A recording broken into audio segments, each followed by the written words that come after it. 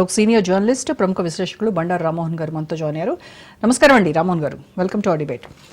So బీజేపీకి కొత్త అధ్యక్షుడిగా ఎవరిని నియమించబోతున్నారు అనేటువంటిది ఇప్పుడు నడుస్తున్నటువంటి చర్చ. రకరకాల పేర్లు వినిపిస్తున్నప్పటికీ టాప్ లో ఉన్నటువంటి పేరు యోగి ఆదిత్యనాథ్. సో దక్షిణాదికి ఇవ్వాలనేటువంటి డిమాండ్ అయితే ఇప్పుడు చాలా ఊపందుకుంది కదా సార్, మీరు కూడా దాంతో అంగీకరిస్తారు కదా. అయితే నార్త్ సౌత్ అనేటువంటి భేషజాలు భేదాభిప్రాయాలు ఏమి ఉండవు బీజేపీ పార్టీకి అని చెప్తున్నప్పటికీ కూడాను సౌత్ నుంచి ఈసారి ఇవ్వాలి అండ్ మోరోవర్ మహిళకి ఇస్తే ఇంకా బాగుంటుంది అనేటువంటి డిమాండ్స్ కూడా మనం వింటూ ఉన్నాం. సో మీ అభిప్రాయం ప్రకారం యోగి ఆదిత్యనాథ్ కనుక బీజేపీ చీఫ్ గా అయితే ఆయనకు ఉన్నటువంటి సమర్థత నాయకత్వం ఏ రకంగా ఉండబోతున్నారు? మీకు అట్లాగే పెద్దలు సత్యం గారికి ఆచార్య గారికి అందరికి నమస్కారం. రాజనీతి ప్రేక్షకులుగా ఒక రకంగా చెప్పాలంటే దక్షిణాది విషయం కూడా వచ్చింది, ఈసారి చర్చకు వచ్చింది, మనం కూడా మాట్లాడుకున్నాం. గతంలో మనకు లేడీస్ కి ఇస్తే ముఖ్యంగా 3 పేర్లు వచ్చినాయి మనం కదా. నాకు నిర్మలా సీతారామన్, అట్లాగే పురంధరేశ్వరి, అట్లాగే వాసన్ అని ఆమె తమిళనాడు.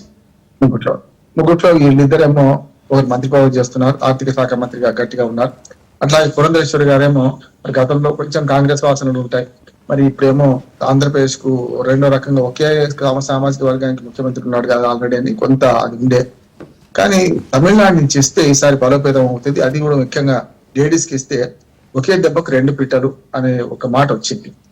కానీ బీజేపీ ఇటీవల ఆలోచన ద్వారా మళ్ళీ మారింది అనుకుంటున్నాడు అయితే. ఎందుకంటే తెలియని మన మిత్రుడి కంటే తెలిసిన శత్రువు మీరు అని సామెత కనుక మంచో చెడ్డో ఉత్తర భారతదేశంలో మంచిగా ఉన్న పార్టీని వాళ్ళు అసలు పడిపోయింది ఎక్కడ మొన్న అక్కడే కదా.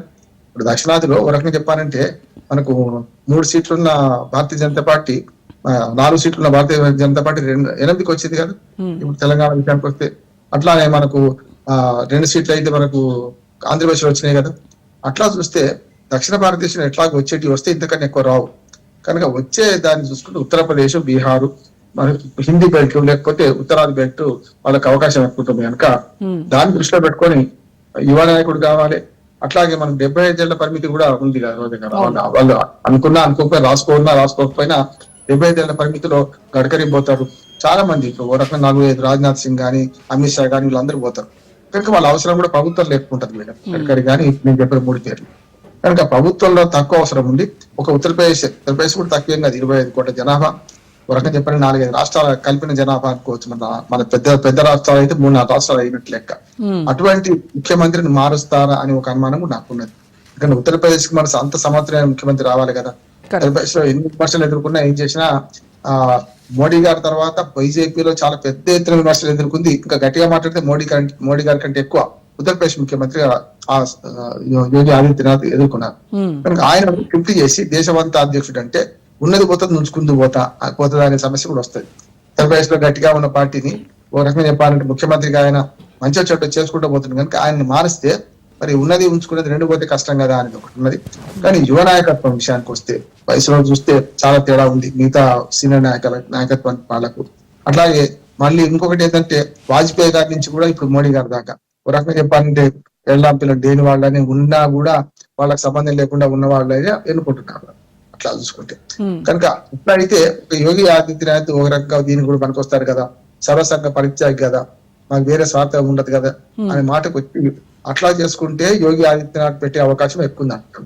ఈ ఉత్తరాది దక్షిణాది చూడరు పార్టీ క్షేమం కోసం కొడితే ఎవరైనా సరే. ఉదాహరణకు ఆచార్య గారిని రాష్ట్ర అధ్యక్షుడిగా వస్తారని చాలా ఊహించిన నేను నిజంగానే వారికి వస్తాను. మనం లైవ్ లో ఇన్ అడ్వాన్స్ కంగ్రాచులేషన్స్ కూడా చెప్పాము, ఆచార్య గారికి గుర్తుందో లేదో చెప్పినమ్మా. చాలా హోప్స్ ఉండే. అక్కడ ఈ మిగతా పార్టీ లాగా ఉండదు కదా. బీజేపీలో ఏదైనా సరే ఆచార్య గారు ఇంకా ఎదురు చూస్తారు. దేర్ హై మగర్ అందర్ నహి అని ఆయన వారి కార్యవర్గంలో కానీ రకరకాలుగా వారి సేవలు ఉపయోగించుకుంటుండొచ్చు. కానీ నేనేమంటారు అంటే బీజేపీలో ఆ క్రమశిక్షణ ఉంది. ఒక రాజాసింగ్ లాంటి వాళ్ళు తప్పిండ్రు, ఫిరాయింపుదారులు తప్పుతారు. ఫిరాయింపుదారులు కట్టర్ హిందూవాది అని తప్పుతాడు, లేకపోతే ఫిరాయింపుదారులు కూడా తప్పుతారు. కానీ మామూలుగా పార్టీ కట్టుబడ్డ వాళ్ళు ఎవరు కూడా బీజేపీని దాటి కాదని పోయే పరిస్థితి లేదు. ఇప్పుడు అంతకంటే లేదు. ఒక రకంగా 3వ సారి హ్యాట్రిక్ కొట్టి మోడీ గారు స్థానిక నాయకత్వం గట్టిగా ఉన్న సందర్భంలో. కానీ ముందు వచ్చే కష్టాలు రోజా గారు వచ్చే దాన్ని ఊహించుకొని ఇవాళ ఏం చేస్తున్నారంటే ఒక ముందు మన 2020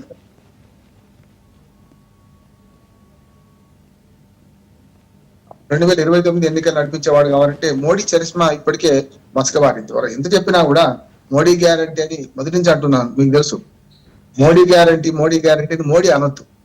ఆచార్య గారు నేను అనాలి, మీరు అనాలి, సత్యం గారు అనాలి, మన అంటే బయట వాళ్ళు అంటున్నాను. అట్లాంటిది మోడీ గ్యారంటీని మోడీ చెప్పుకున్నాడు. అప్పుడే అన్నాను నేను.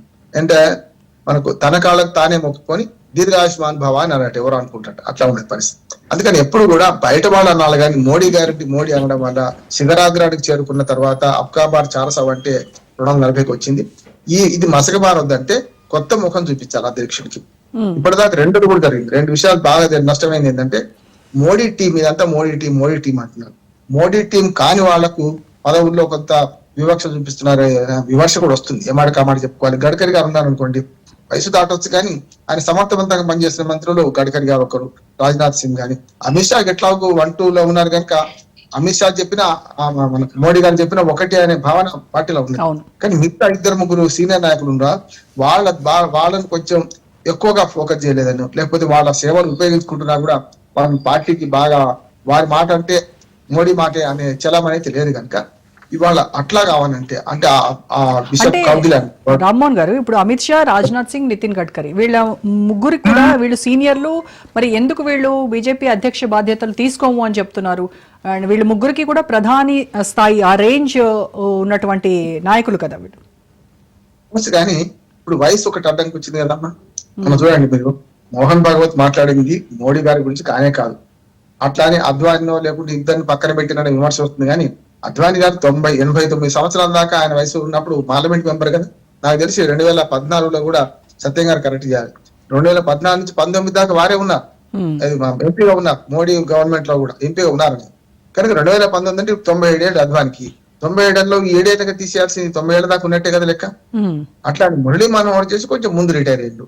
అట్లానే యశ్వంత్ సిన్హా ఒకసారి లోపల ఉన్నాడు, బయటకు పోయిండు, మళ్ళీ వచ్చి మళ్ళీ విమర్శిస్తున్నాడు. కనుక యశ్వంత్ సిన్హా లెక్క తీసుకోవద్దు. కనుక ఆ లెక్కన మోడీ గారి తర్వాత సీనియారిటీలో కానీ లేకపోతే ఉన్న అందరికి వయసు అయిపోయింది కదా. వయసు అయిపోయిన వాళ్ళని పార్టీ అధ్యక్షులు పెడితే రేపు పొద్దున 2029లో పెద్ద ఛాలెంజెస్ ఉంటాయి. కాంగ్రెస్ పార్టీ గ్యారెంటీ పుంజుకుంటారు. రేపు పొద్దున 2029లో రాజకీయాలు ఇట్లా ఇవ్వాలన్నట్టు రేపు ఉండకపోవచ్చు. ఎప్పుడు నేను చెప్తుంటాను రోజా గారు, మీకు రాజకీయాలు సోషల్ కెమిస్ట్రీ ఒకే తీరు ఉండదు. H2 ఎట్లా అవుతుందో కెమిస్ట్రీ చెప్పొచ్చు, కానీ సోషల్ కెమిస్ట్రీ చెప్పలేము. ఏ చిన్నదైనా కూడా మొత్తం రిజల్ట్స్ మార్చేస్తుంది. కనుక 29 టార్గెట్ పెట్టుకుంటే వాళ్ళ టాస్క్ పెద్దది కనుక ఆ టాస్క్ ఛేదించేవాడు ట్రబుల్ షూటర్ కావాలి వాళ్ళ. కనుక ఒక రకంగా చెప్పాలంటే RSS ఆశీస్సులు ఉన్నవాడు, వాళ్ళ ఆధ్యాత్మికంగా చూసినా సామాజికంగా చూసినా ఉత్తరప్రదేశ్ లాంటి రాష్ట్రాన్ని వెళ్తున్నవాడు. అటువంటి విషయంలో ఆదిత్యనాథ్ యోగికి మారుతుండొచ్చు. కానీ బీజేపీ ఏదైనా జరగవచ్చు, మనం ఇంత ఊహిస్తున్నాం కానీ ఏదైనా జరగవచ్చు. పూర్తిగా ఒకే దెబ్బకు 2 పిట్టలని మహిళా నాయకత్వం చేసి దక్షిణాది మహిళ అట్లా కూడా పెట్టవచ్చు, ఏం చెప్పలేం. కానీ లీకేజ్ మాత్రం అఫీషియల్ లీకేజ్ ఇస్తుంటే ఒక్కోసారి పేరు బయటకు వచ్చిన రోజా గారు పేరు బయటకు వచ్చింది అనుకోండి, అది ఒక్కోసారి నష్టంగా కూడా జరుగుతుంది. పేరు బయటకు వచ్చిన పేరు ముందుకు రాకపోవచ్చు, అనూహ్యంగా ఎవరి పేరున ముందుకు రావచ్చు. బీజేపీలో పటిష్టమైన నాయకత్వం ఉన్నది, అట్లాగే మోడీ గారి పట్ల విశ్వాసం ఉన్నది. వాళ్ళు ఏది చెప్తే అది అవుతుండేది నేను అనగానే మోహన్ భాగవత్ కూడా అంటే మన RSS ముఖ్యంగా కేంద్ర నాయకత్వం కొంత కల్పించుకొని ఈసారి బీజేపీ అధ్యక్ష పదవి వాళ్ళు చెప్పిన వారికే వస్తుంది నేను